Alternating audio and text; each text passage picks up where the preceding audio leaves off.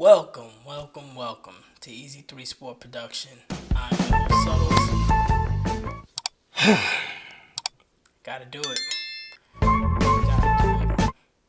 28 to 6. I gotta repeat this, man. 28 to 6 to the Minnesota Vikings.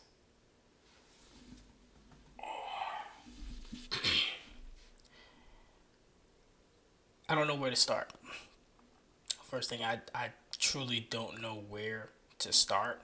Now, I'm not one of these fans that's going to jump off the roof and say, oh, the season's over with. And no, the season's not over with.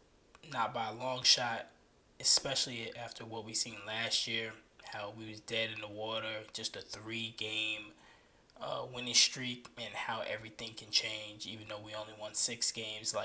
So the season's not over. Not by a long shot. But this was bad.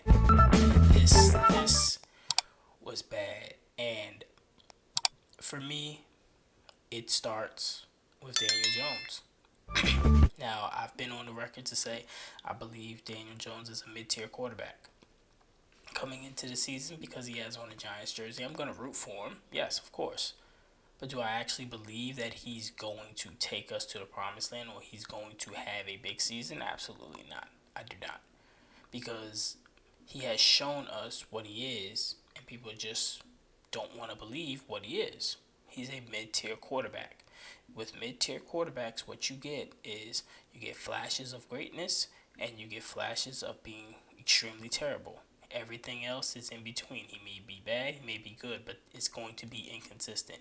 Today was one of those bad days, and I don't want to hear, oh, well, this is his first game back from off of the ACL and all kinds of stuff. I don't want to hear all that. I don't want to hear it because if you look at the offensive line, which everybody's been blaming for the past, 5-6 years of why he hasn't been successful, you look at the offensive line, they did their job. They literally only gave up 1 sack. The other 4 sacks was because of Daniel Jones holding the ball too long. He was holding the ball too long. He wasn't processing the information fast enough. He didn't make any decisions out there. He made no decisions. He put no type of pressure on the defense whatsoever. And the Vikings just ran away with it. They just absolutely ran away with it. Now, we'll get back to DJ and the offense later. But the defense, we knew that the weak point of this defense was offense. We knew that. Okay? So, for everybody talking about, oh, this defense is trash, they're going to have to learn. We knew that the secondary was going to be a problem. We knew that the secondary was young and that it would have to be led by the front 7. Now, Dexter Lawrence, he was doing his thing today. But as for Brian Burns and as for Kayvon Thibodeau, you barely heard their names today. They was getting pressure on Sam Darnold, but they really didn't get to him. But the defense did force 2 turnovers, and one of them was right there in prime position to score, and our offense couldn't do anything. Now, the secondary, as I said, it is young. You see that there are a lot of holes. You see that they are making a lot of mistakes, but that's what's going to happen with this kind of defense and a new scheme and things of that nature. The defense played okay.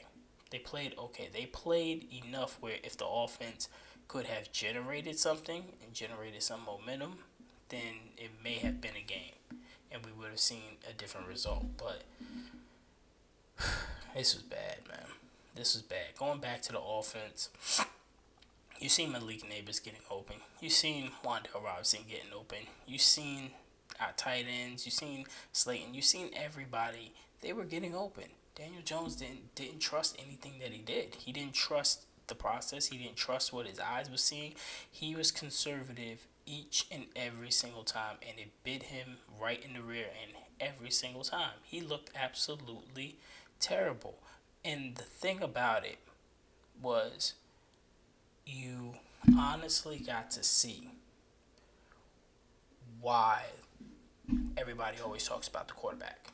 You see why everybody always talk about the quarterback, why mainstream media, they always picking up the quarterback. Simply because when you don't have a quarterback and when you're handicapped like how we are, it makes life so difficult.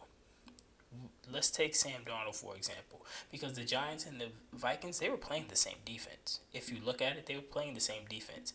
Zone, making sure nobody goes over the top, but really only rushing for. Brian Flores, he threw some blitzes in there, but his base defense was rushing for that entire time. That's what our defense was. Difference was Sam Darnold took what the defense gave him, which was short routes, and then got to the medium routes, and then eventually hit us for the big one. Daniel Jones just kept going short, holding on to the ball too long, taking sacks, trying to run. He didn't do what needed to be done, and it's sad. It really is sad.